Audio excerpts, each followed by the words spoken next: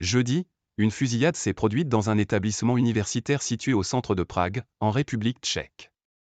Selon les secours, il y aurait eu au moins 10 victimes et plusieurs dizaines de blessés, d'après un bilan provisoire. Les forces de police ont indiqué qu'un individu armé a été neutralisé.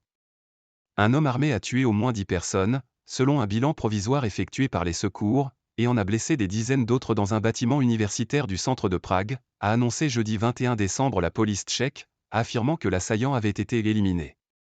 Pour l'instant, je peux dire qu'il y a 11 morts sur les lieux, y compris le tireur, a déclaré Jana Postova, porte-parole des services d'urgence, à la télévision publique tchèque. Selon les médias tchèques, la fusillade s'est produite à la faculté des arts, dont les enseignants et les étudiants ont reçu l'ordre de s'enfermer pendant l'intervention de la police. La chaîne de télévision privée Nova TV a fait état d'une explosion et d'un tireur sur le toit du bâtiment situé dans le centre historique de Prague.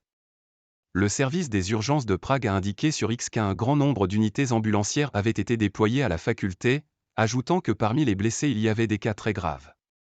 Le ministre de l'Intérieur, Víra Kuzan, a dit à la télévision publique que la présence d'aucun autre tireur n'avait été confirmée et a appelé la population à suivre les instructions de la police.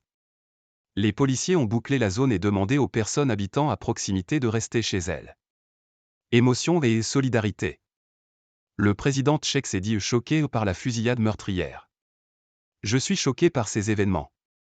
Je voudrais exprimer mon profond regret et mes sincères condoléances aux familles et aux proches des victimes de la fusillade, a-t-il déclaré Petr Pavel, qui achève jeudi une visite de 2 jours à Paris, sur X, ancien Twitter.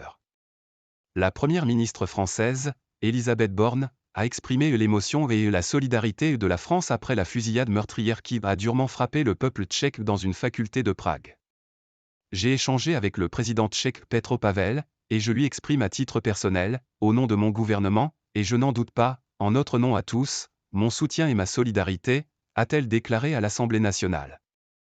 La chef de la Commission européenne Ursula von der Leyen a elle aussi adressé à Prague un message de compassion. Je suis choqué par la violence insensée de la fusillade qui a coûté la vie à plusieurs personnes aujourd'hui à Prague. J'exprime mes plus sincères condoléances aux familles des victimes et au peuple tchèque dans son ensemble. Nous nous tenons à vos côtés et pleurons avec vous, a-t-elle écrit dans son message sur X.